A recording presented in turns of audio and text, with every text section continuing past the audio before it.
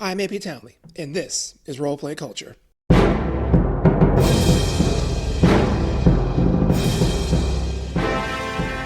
Welcome to another episode of Back to Basics, where we look at some of the features and rules for D&D 5e, and help go over them for new players, as well as returning players.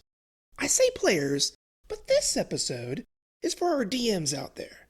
Let's set a scene. The mighty demon Yugolog comes for the souls of the townsfolk of Pickleberry. They're halflings, which makes them cute, so we'll care. Only to meet a figure in gleaming plate mail, their sword glowing with divine justice. The two foes clash into a fierce melee to be spoken of in the ages. And then the paladin... Yes, it's a paladin. That much is obvious. Proceeds to rip Yugolog a new asshole.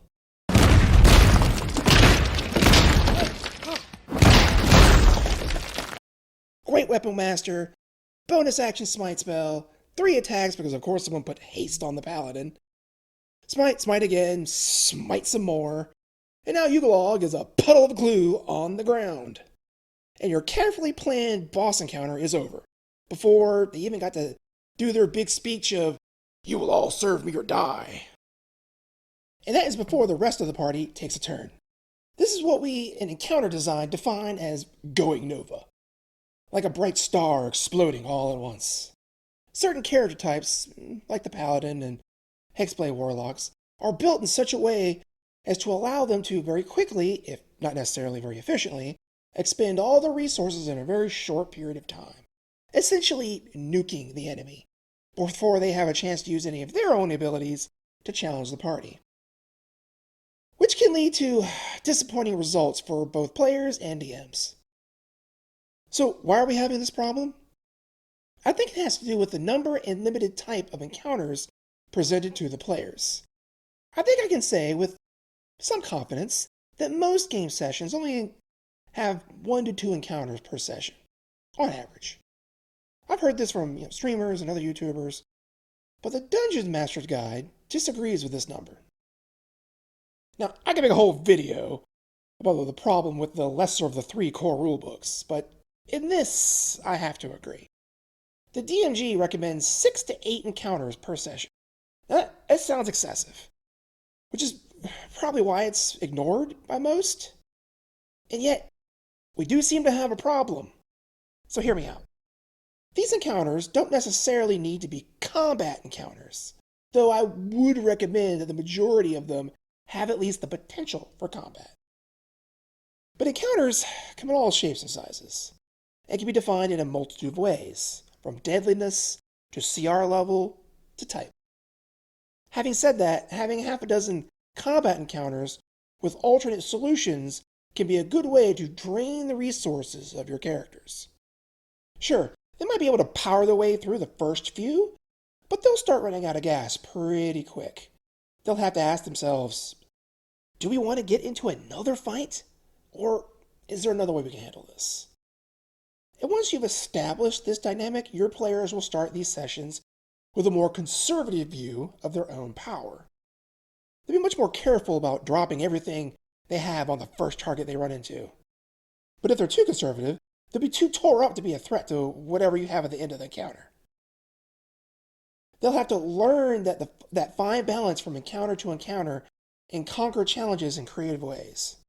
So here are a few encounter types to try and vary what your players will run into and still challenge them, and hopefully deal with that pesky Nova problem. Combat. Okay, let's get it out of the way. Combat will probably make up the majority of your encounters. Kicking down doors and killing monsters is fun. But I encourage DMs to make most of those combat encounters solvable by other means. The best part is you don't need to do any real extra planning. Let the players do the work for you. Just be open to their ideas. And if you're having trouble converting your players out of the smash everything mindset, have the enemy try something with them. Maybe the faceless guards that the players run into don't want to die, especially after you've killed several of their patrols of their compatriots. Maybe they will initiate negotiations, or try to bribe or convince the party of a different course of action. If the players see it tried by the bad guys, they yet may learn to try it themselves. Now, I classify combat encounters into hordes, bosses, and some combination of the two. Sure, you can get more complicated if you want with groups of enemies, having roles similar to adventurers, like strikers and tanks and blah blah blah blah. Honestly, that's really a show on its own. I think one of the better ways to make combat a bit more varied and interesting is to focus less on the bad guys and more on the terrain and situations. It's surprising how much a combat can change just by having it on a cliff or a bridge with good elevation. And if the players don't take the hint, well, have the bad guys start kicking them off the roofs. Remember, if they see the bad guys do it, they'll learn to do it themselves. And it's probably okay to give the players the kind of enemy they want to fight at times. If you have a sorcerer that loves using fireball, well, absolutely give them a nice, juicy, goblin-sized group of targets to blow up. Even if it ends the encounter, you got like 7 more to throw at them. And now that sorcerer is down a fireball. Or put demons in front of a paladin to smite. It tempts them to use their resources, and they'll have fun playing their character. Win-win. But really, this story is about what other encounters can become, and how they use up the resources of the party. Exploration. As the explorers of old would tell you, traveling to new places can be pretty dangerous. Climbing rocky cliffs, fording dangerous rapids, crossing icy glaciers. All of them usually involve ability checks of some sort. And when there's dice rolling, there are consequences. When a party has to climb a sheer rock face, some of them are probably going to fail their athletics check. Wizard! That means some are going to lose some hit points with falling damage. Or maybe they spend some spell slots on levitate or fly to make it up to the top. Or featherfall to cushion a landing. It uses up some of their resources, and that's what's important. And if they jury-rig some crazy contraption pulley system or whatever, or just bring climbing gear along, well, that's all good. We should encourage the creative use of tools, supplies, and abilities of the players. Always. I mean, if my players used woodworking tools to fashion a raft across water, I would genuinely cry in happiness. I would also include weather into the exploration category. If your group is traveling long distances to get to the dungeon, you're probably going to experience some bad weather along the way. Rain, snow, sleet, extremes of temperature, sub-zero freezing, desert heat. I mean, just try climbing the aforementioned cliff face while it's raining. Seriously, the next time you have a good, windy, rainy day, go for a walk. See how wiped out you are when you get back. The exhaustion mechanic is a thing to be used here. A much underused part of D&D, there are 6 levels of ever-increasing penalties that are inflicted upon the character, with the final level being death. And there's an interesting little fact about exhaustion in 5e. Most problems will resolve themselves with a long rest. Hit points, abilities, point loss, and others. As right as rain by the time you wake up. But that isn't the case with exhaustion. You do reduce the level of exhaustion when you finish a long rest, but only by 1. So if you accrue 3 levels of exhaustion throughout your adventuring day, you'll be starting the next day with 2 levels of exhaustion. That can build up and get nasty really fast. Social. Let's leave the lonely forest and enter its opposite, the realms of socialites. Social encounters are often used as an alternative to combat encounters, where the party might fast talk their way past some guards instead of fighting them. But really, social encounters can be almost a game unto itself. From royal court intrigue to thriller investigations, social encounters can vary wildly by type. The skills intimidation, persuasion, deception, even performance all have heavy roles to play. But it isn't just charisma that's important. Investigation can come in clutch while solving crimes or finding information from non-social sources. And social encounters can consume the resources of the party as well, though maybe not to the extent that some of the other encounters do. High charisma characters will sometimes use enhance ability on their charisma score to give advantage on charisma checks, or just cast charm person on their target. Now, the troublesome Nova builds, like the Paladin and Hexblade Warlocks, do usually have a pretty good charisma.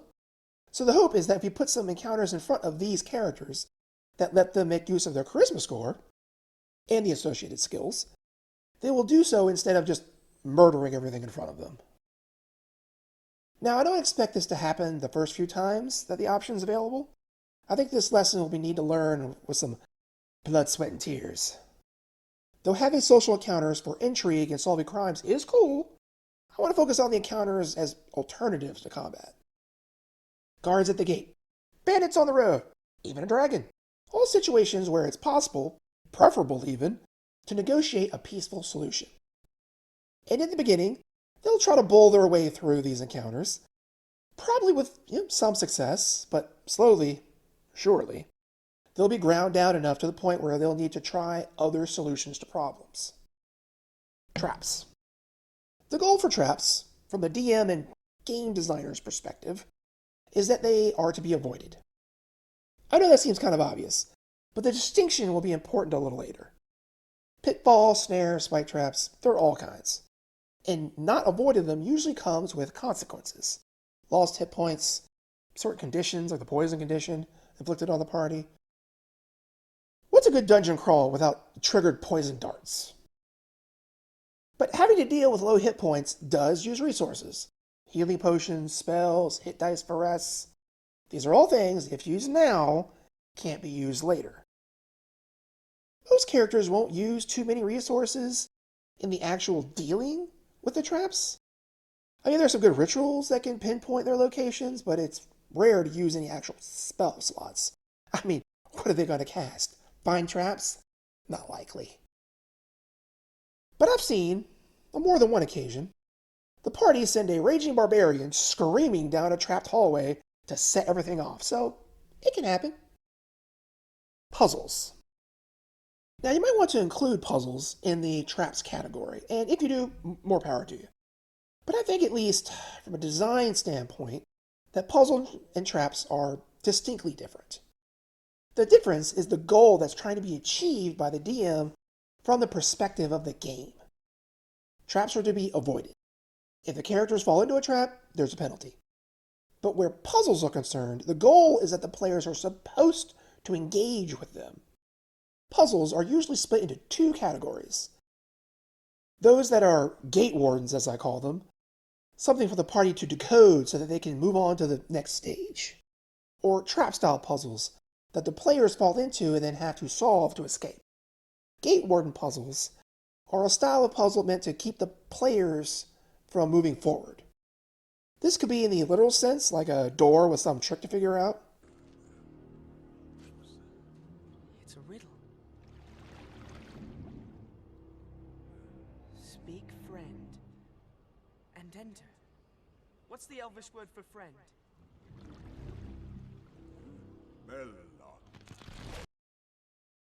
But it could take many, many forms. You might think that trap-style puzzles would be included with traps, right? Well, not exactly. I find these to be distinct from traps themselves. The DM, and the players too, really, want to fall into this type of trap because they face the challenge of getting out of them before something, terrible happens to them. One of my favorite of these is that the players become trapped in a room that is slowly filling with poisonous gas, and they have to solve some puzzle to either stop the gas or get the door open to save themselves. I believe the solution to the last one of these I encountered was to take the symbols of Tiamat of different chromatic dragons and match them with their respective habitats, represented on a facade on the wall. It was on a time crunch and was honestly really fun to solve. Which is why a successful perception check to spot a trap would have been incredibly disappointing for everyone involved if it had been designed as a standard trap. So puzzle traps don't usually have a single check to avoid. But to be clear, if the players do figure out some real clever way to avoid it, creative play should always be rewarded. Afflictions. I also could have called this section the Diseases and Madness, but Afflictions sounds a little catchier. It makes sense that if you witness the birth of a demon lord, it's going to mess you up in the head a little bit, right? Madness comes in 3 flavors. Short term, which lasts for 1d10 minutes. long term, lasting 1d10 times 10 hours, and indefinite, which is permanent, though it can be cured. The first two have a table to roll on to determine the effects. Examples include a long-term madness giving vivid hallucinations that give disadvantage on ability checks, or a short-term version that just stuns the character. Now, I caution DMs about rolling on this table. I think it may be wiser to choose an effect that is more appropriate to the source of the madness, like a demon of fear causing the characters to be frightened, or something personal to that specific character, like the bard suffering paranoia, giving them disadvantage on wisdom and charisma checks. What I don't think is a good idea is any effect that takes a character out of the picture for any significant length of time. It isn't very fun or interesting for a player to have their character unconscious for 3 days of game time. Any effect that would have a player sitting around doing nothing for hours at a time it's not good for the health of the game. But a type of madness that has a character attacking the nearest creature each round is still useful under the right circumstances. Indefinite madness also rolls on a chart, but it adds another entry to their flaws. Along with bonds, ideals, and character traits, this is mostly for roleplay. So when a character has a new flaw, I keep whatever I find, then it's up to the player to roleplay their character in that way to the best of their abilities. This is permanent, by the way, though Greater Restoration and other spells can correct it. And if you ever wonder what the Calm Emotion spell is for, well, it can suppress madness for a time. Lesser Restoration can also cure the lesser versions of madness, as can remove curse and dispel evil under the right circumstances. Diseases in 5e are surprisingly nasty and much underrated. Check out my thoughts on the Contagion spell right up over here, where I talk about some diseases. The diseases from the Contagion spell are from a more magical source and are more straightforward. Regular diseases are a little more complicated, usually involving an initial con save, followed by an incubation period that could be as short as a few hours, or up to days, weeks, years. Afterwards, symptoms appear which can involve many possibilities. Hit point damage, exhaustion, even some types of madness can be part of the disease. Shaking it off, it usually requires multiple successes of some sort.